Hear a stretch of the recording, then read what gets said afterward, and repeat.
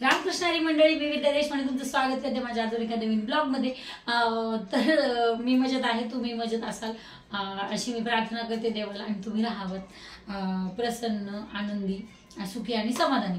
आता खूप सारे म्हणजे इतकं असं नाही, पण एक 30% तरी मला कमेंट्स असतात की प्रिन्सेस कट ब्लाउजची कटिंग दाखवा। कोण म्हणतं 40 चेस्टची, कोण म्हणतं 48 चेस्टची, कोण म्हणतं 30 म्हणजे 30-32 अशा आपल्या आपल्या कमेंट्स आहेत बऱ्याचशा।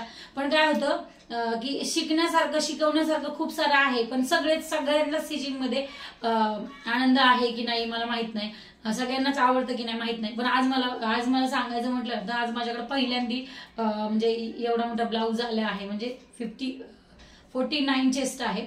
तर मला पण ते खूप चॅलेंजिंग वाटते ब्लाऊज शिवायचं। मग म्हटलं चला, आता तुमच्या सगळ्यांच्या कमेंट्स पण होते तशा, आणि मग म्हटलं चला त्यानुसार आपण व्हिडिओ कटिंगचा एखादा टाकावा, जेणेकरून तुमच्या सगळ्यांचे डाऊट्स क्लिअर होतील। आणि व्हिडिओ मोठा होतो त्यामुळे मग मला ते पोस्ट करावंसं वाटत नाही, पण आता कटिंग म्हटलं की व्हिडिओ मोठा तर होणारच। तर ब्लाऊज खूप 49 चेस्ट आहे, आणि त्यानंतर 46 कंबर आहे, त्यामुळे ब्लाऊज जरा थोडासा मोठा आहे, त्याला हे मोठंसं कापड आणलेलं आहे। आणि त्यानंतर आता चला मी तुम्हाला पहिली कटिंग दाखवते, आणि त्यानंतर मग आपण, तर तुम्ही खूप साऱ्या व्हिडिओला प्रेम द्या, लाईक करा, शेअर करा, आणि सबस्क्राईब करायला विसरू नका, म्हणजे मग असे कटिंगचे वगैरे व्हिडिओ टाकायला जरा मूड येतो, बरोबर आहे की नाही। मग व्ह्यूज नाही आले की मग वाटतं नको, हे स्टिचिंगचं वगैरे नको टाकायला, दुसरं काहीतरी टाकूया। तर चला तुम्हाला मी 49 चेस्टची म्हणजे 50 चेस्टची कटिंग दाखवते, ठीक आहे।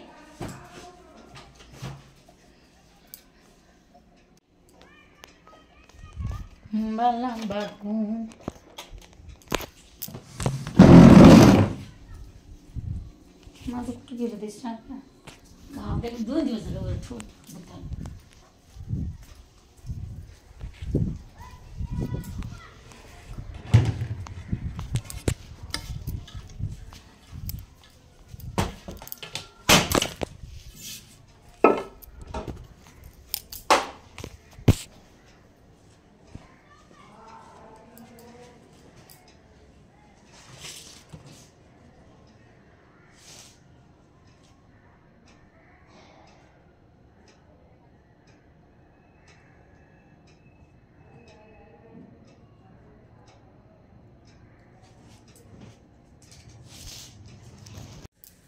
सगळ्यात पहिलं तर त्यांना 15 इंच हवी आहे हाईट, पण मी अर्धा इंच जास्त घेतलेले आहे, त्यामुळे मी 16.5 इंचावर हाईट घेतली आहे। त्यानंतर मी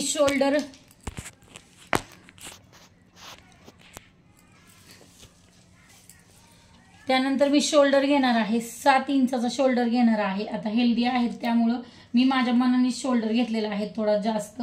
त्यानंतर शोल्डर नंतर मी मुंडा घेणार आहे, 7.25चा मुंडा घेणार आहे, 7.5चा मी मुंडा घेत आहे। आणि त्यानंतर ना आता 49 आहे तर 49च धरूयात, 12.5 इंचाची आपण हे धरूयात, 12.5 इंच म्हणजे छाती धरूयात। आणि त्यानंतर 2.5 इंच एक्स्ट्रा असतं प्रिन्सेस कटला, मग ते 2.5 इंच एक्स्ट्रा घेऊयात आणि ह्याला असा गोल करून घेऊयात।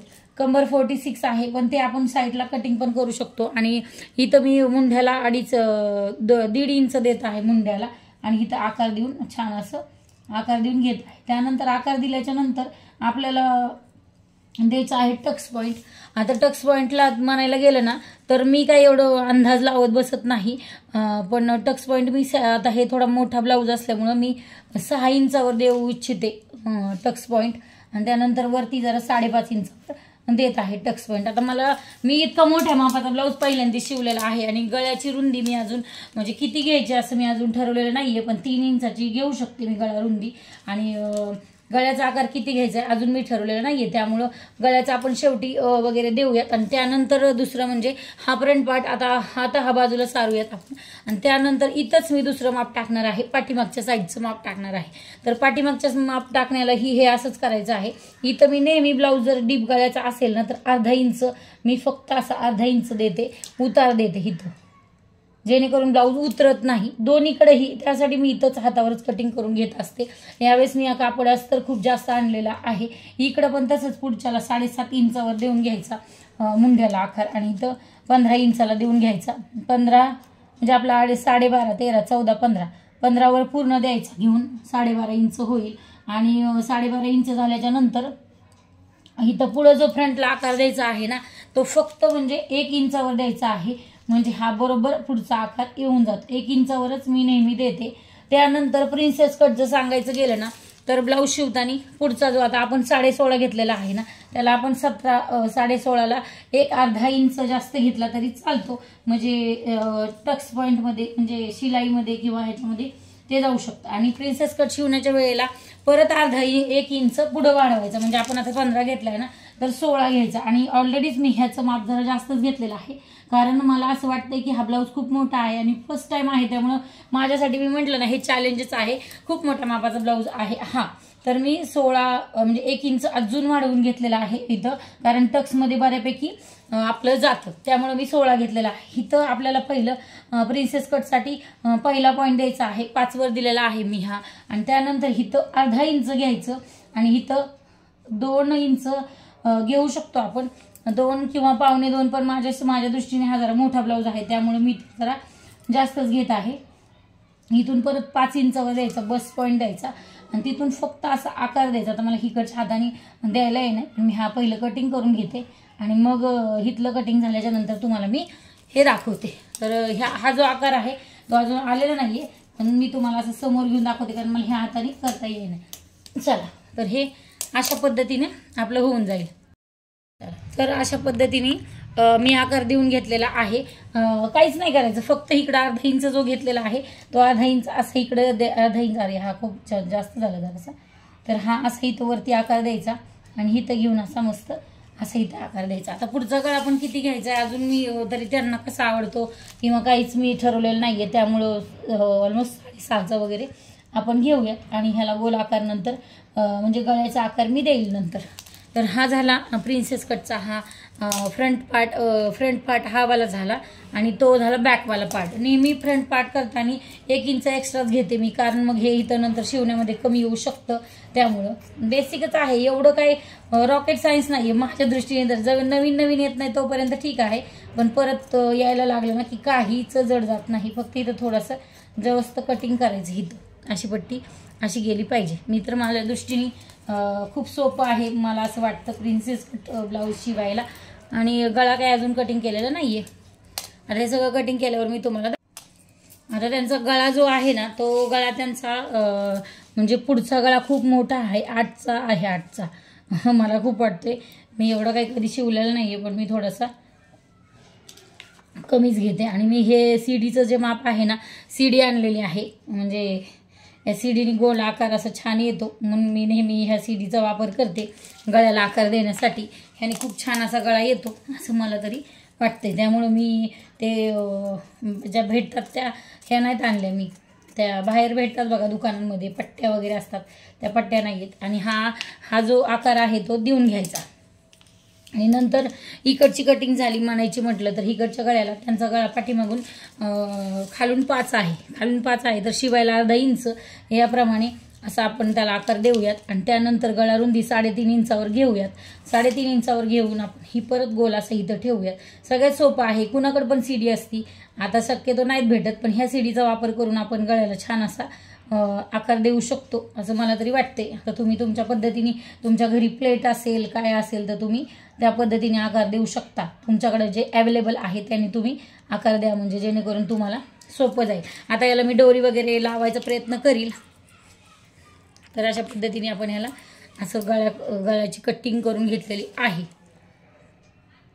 असं छान झाला की नाही गळा सांगा. तर हा झाला हा बॅक पार्ट पण कटिंग करून झालेला आहे. आता ब्लाऊज वर कटिंग करून दाखवतेच 1 मिनिट तुम्हाला. हा जर आपण वरचा कट जर केला ना असा कट तर ब्लाऊज अजिबात उतरत नाही असं माझा स्वतःचा पर्सनल अनुभव आहे. आता हा ब्लाऊज तयार होईल 16 इंच आहे 15.5 इंच बरोबर हा ब्लाऊज तयार होईल. आता मला स्लीव्ज कटिंग करायला ना असं माप घेते हे असं.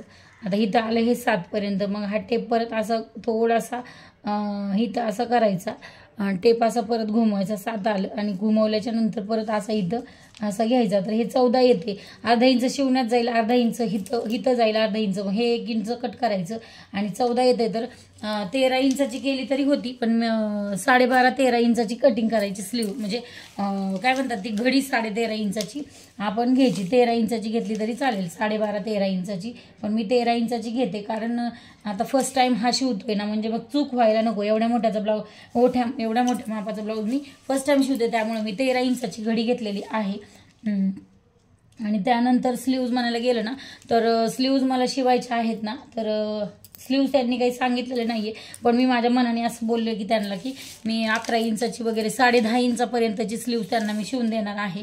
तर मी 10.5 पर्यंत जर म्हणलं ना, तर मी 11.5 घेत आहे इथं. 11.5च्या नंतर हे समोर मी अशी रेघ आखून घेते, जेणेकरून आपल्याला पुढचं सगळं कळेल. म्हणजे 13 आहे, म्हणजे 7.5 वगैरे इथं 7.5 आहे. इथं थोडं अर्धा इंच जास्त धरूयात आणि मग इथं फिटिंगचं हे असं करून घेऊयात. ह्याला पहिलं कटिंग करून घेऊयात, म्हणजे मग तुम्हाला दाखवताना मला सोपं जाईल. आता हे अजून ह्याच्यामध्ये बरंच काय काय शिवायचं, म्हणून मी थोडंसं जास्त कापड आणलेलं आहे. तर मी आकार देताना ना, आता 4.5 छातीचाच 12 भाग प्लस 1 असतो. तर इथं खाली जो आहे इथं मी 5.5 वर देऊ शकते, देऊ इच्छिते 5.5 वर असा. आणि इथं 5.5 इंचावर दिल्याच्या नंतर म्हणजे इथून 5.5 इंच आपण जे घेतले 12.5ची म्हणजे 11.5 घेतले, तिथून 5.5 इंचावर असं पॉईंट द्यायचा आणि इथून 1.5 इंच वरती घ्यायचं. म्हणजे मी माझ्या पद्धतीने तुम्हाला सांगते, मी 2 इंच घेते, कारण हा थोडा हेवी ब्लाऊज आहे त्यामुळं. आणि ह्याला असं फक्त साधा सोपा आकार देऊन घ्यायचा. ही माझी पद्धत आहे. खूप सगळ्या वेगवेगळ्या पद्धती आहेत मोबाईलवरती, त्यामुळं आपल्याला जे येतंय ना तेच आपण करायचा प्रयत्न करायचा. सगळ्यांचं सगळं बघितलं की मग डोक्यामध्ये खूप राडा होऊन जातो आणि ते होत नाही तसं. त्यामुळे आपल्या पद्धतीने आपण करत राहायचं आणि एकदा कात्री चालायला लागली की ते आपोआप हा आकार स्वतःहून येत जातो हा आकार. त्यामुळे मी माझ्या पद्धतीने तुम्हाला तरी सांगते. तुम्हाला पटलं, छान वाटलं तर घ्या. आणि नंतर ही जी बाजू आहे ती ओपन करायची. ओपन केल्याच्या नंतर व्यवस्थित आकार आलेला आहे का ते सगळं बघून घ्यायचं आणि मग परत एकदा ह्याला थोडासा शेप देण्यासाठी फ्रंटला इतकं असं छान कटिंग करून घ्यायचं. जो फ्रंटचा आकार जो आहे ना तो असा माशासारखा आला पाहिजे, या पद्धतीने घ्यायचं. आणि इकडेही थोडासा गोल आकार देऊन घ्यायचा. इकडे थोडा गोल आकार देऊन घ्यायचा आणि इकडे थोडासा जास्त खड्डा करायचा. इथं एक नॉच लावायचा, म्हणजे फ्रंट पार्ट हा आहे असं आपल्याला समजून येतं. ही झाली आपली स्लीवची कटिंग.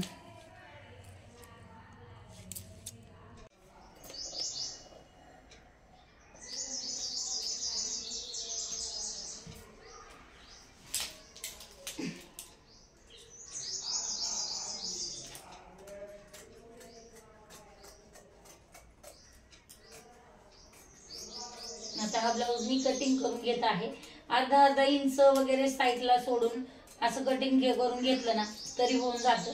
आता हा थोडंसं वेगळं त्यांनी ड्रेस शिवायला दिला होता त्यांच्या मुलीचा, पण मी म्हटलं की पहिला आपण ब्लाऊज शिवूया, मग ह्यातून जर शिल्लक राहिलं कापड तर मी तुमच्या मुलीचा छोटासा फ्रॉक शिवून देईल. कारण ह्याचं थोडंसं माप मला लागलं नाही, त्याच्यामुळे मग मी म्हटलं की नाही का पहिला आपण ब्लाऊज शिवूयात मोठ्या कपड्यामध्ये. मग दुसरा एक त्यांनी अजून एक ब्लाऊज पीस दिलेला आहे, पण तो ब्लाऊज पीस जरा थोडासा छोटा आहे, त्यामुळे मी म्हटलं की मी पहिलं तुम्हाला हा ब्लाऊज शिवून देते तुमचा, मग तुमच्या बाळाचा फ्रॉक नंतर शिवूयात. बाळाच्या फ्रॉकला काही 1-1.5 मीटर कापड जरी असलं ना तरी पण होऊन जातं. तसे मी बरेचसे फ्रॉक शिवलेले आहेत माझ्या भावाच्या मुलींना.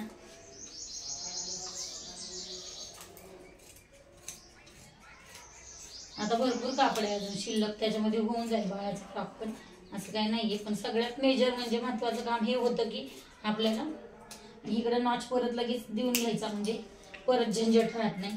कुठला फ्रंट आहे कुठला बॅक आहे ह्या झंझटमध्ये परत वेळ घालवण्यापेक्षा आताच हा फ्रंट पार्ट वगैरे सगळं देऊन घ्यायचं. मी ह्याला काहीही करणार नाहीये, लेस वगैरे काही लावणार नाहीये, फक्त ब्लाऊज शिवून देणार आहे. कारण कसं आहे सध्याला तरी म्हणजे त्यांचा फर्स्ट हा ब्लाऊज आहे आणि त्या मुळात टीचर आहेत, म्हणून मला असं वाटतं की त्या टीचर असल्यामुळे त्यांना नाही आवडणार की खूप सारं असं काहीतरी जँकी बँकी डिझाईन केलेली. पण हा ब्लाऊज शिवण्यासाठी मी इतकी एक्साइट आहे की मला असं वाटतंय की मी कधी मशीनवर बसते आणि कधी हा ब्लाऊज मी शिवून त्यांना देते. खूप एक्साइट आहे मी ह्या ब्लाऊजसाठी. नवीन वेगळा असं रोजच्या मापाचं असलं ना तर काही वाटत नाही करायला, पण असं नवीन काय असेल तर खूप चॅलेंजिंग वाटतं मला तरी. चला, तर माझा ब्लाऊज कटिंग झालेला आहे करून. आता ह्याचा जो व्हिडिओ आहे म्हणजे काय म्हणतात ते स्टिचिंगचा व्हिडिओ, तर त्याला थोडासा प्रॉब्लेम होते स्टिचिंगचा व्हिडिओ काढायला. पण ह्याचा पूर्ण व्हिडिओ तुम्हाला नक्कीच म्हणजे पुढचा व्हिडिओ बघायला नक्कीच भेटेल. ब्लाऊज शिवलेला तरी मी नक्कीच तुम्हाला दाखवेन. चला, व्हिडिओ आवडला असेल तर लाईक करा, शेअर करा आणि सबस्क्राईब करायला अजिबात विसरू नका. म्हणजे मी खूप छान छान व्हिडिओ तुमच्यासाठी घेऊन येईल. राम राम, जय संताजी. चलो बाय.